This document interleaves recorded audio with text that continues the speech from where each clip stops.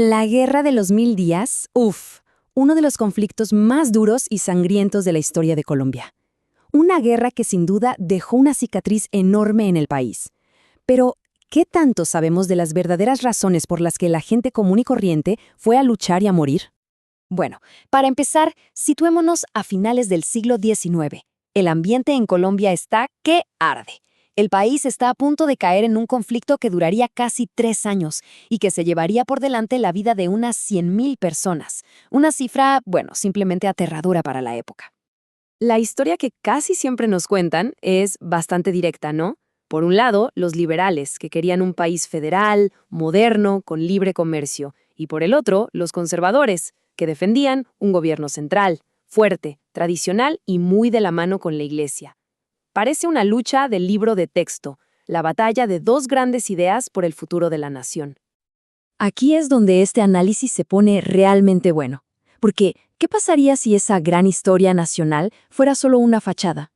Y si para la mayoría de la gente, para el campesino, para el artesano, la guerra no se trataba de partidos políticos, sino de algo mucho, mucho más cercano. Para buscar respuestas, vamos a hacerles suma una región clave, Tolima. Porque cuando uno se pone a ver los conflictos que ya existían ahí, mucho antes de que la guerra nacional estallara, la imagen que emerge es completamente diferente. A ver, la visión tradicional nos dice que en esa época, ser liberal o ser conservador era como ser de un equipo de fútbol a muerte.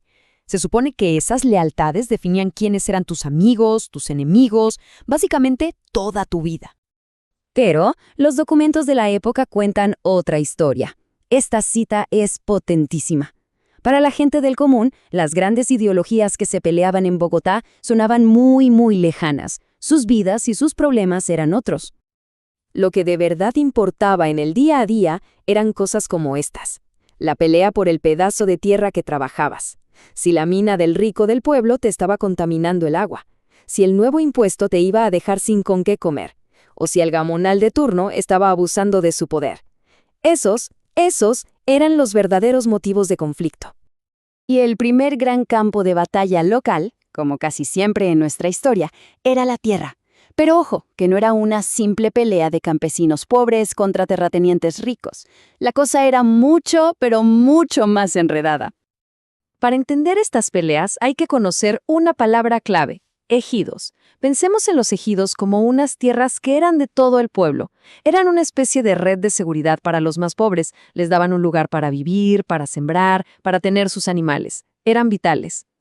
Miremos el caso de Ibagué. El gobierno decide vender esos ejidos. Y claro, los campesinos que vivían ahí protestaron con todo. Pero lo más interesante es que la élite, los ricos del pueblo, se dividieron, unos a favor, otros en contra. El resultado fue un caos total. El plan se hundió, no porque ganaran los campesinos, sino por la pura indecisión y la debilidad del propio gobierno local. Y esto demuestra algo súper importante que revelan los documentos: el Estado no era un bloque de cemento que siempre apoyaba a los más poderosos. Muchas veces era débil, estaba fracturado y terminaba paralizado en medio de las peleas entre los diferentes grupos de poder locales. Bueno, si las peleas por la tierra eran un polvorín, esperen a oír lo que pasaba con el aguardiente. Sí, el licor de caña. Otro conflicto local que estaba a punto de explotar. Solo hay que ver este número. El gobierno central se dio cuenta de que podía sacar una millonada del aguardiente. En poquísimos años, los impuestos se multiplicaron más de 10 veces. Para el gobierno era una mina de oro. Para los productores, grandes y pequeños, era una amenaza directa a su forma de vida. El colmo fue cuando el gobierno intentó crear un monopolio, o sea, ser el único que podía producir y vender aguardiente. Esto amenazaba a todo el mundo. Y aquí pasó algo increíble. El impuesto unió a gente que normalmente no se podía ni ver. Hacendados ricos y campesinos pobres que se la pasaban peleando por tierras, de repente estaban del mismo lado, luchando juntos contra el gobierno. Esta frase de un periódico de la época lo resume perfecto. La persona que cobraba el impuesto del licor, el rematador, tenía más poder que el propio gobernador. Podía contratar gente, imponer multas. Era prácticamente un gobierno paralelo. Entonces, recapitulemos. Tenemos conflictos por la tierra y guerras por impuestos. Ahora, la pregunta del millón es, ¿y todo esto qué tiene que ver con los soldados que terminaron luchando en la Guerra de los 1000 días? O sea, cuando los grandes líderes liberales por fin llamaron a las armas en 1899, ¿quiénes respondieron a ese llamado? ¿Eran personas convencidas de la ideología liberal? ¿O eran personas con otras motivaciones? El análisis de los interrogatorios a prisioneros de guerra es brutalmente honesto.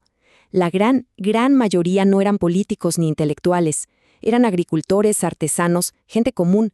Muchos confesaron que los reclutaron a la fuerza y que su lealtad no era a un partido, sino al jefe guerrillero que les daba protección, o simplemente al que los obligaba a unirse. Este testimonio es, demoledor. La libertad no era una opción, era una imposición.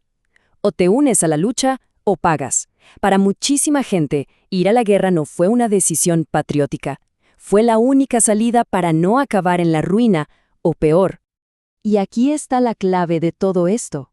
La Guerra de los 1000 días no fue tanto la causa de los conflictos, sino como un gran paraguas que recogió todas estas peleas locales que ya estaban ocurriendo. Las banderas de liberal y conservador se volvieron una excusa perfecta para que los líderes locales movilizaran a gente que, en realidad, estaba luchando por su tierra, por su trabajo y por su vida. Y esto nos deja pensando, ¿verdad? Si miramos más allá de los grandes titulares y las ideologías, ¿cuántas de las guerras que han marcado la historia son, en el fondo, no un choque de ideas, sino la explosión de miles y miles de pequeñas, personales y desesperadas luchas por sobrevivir?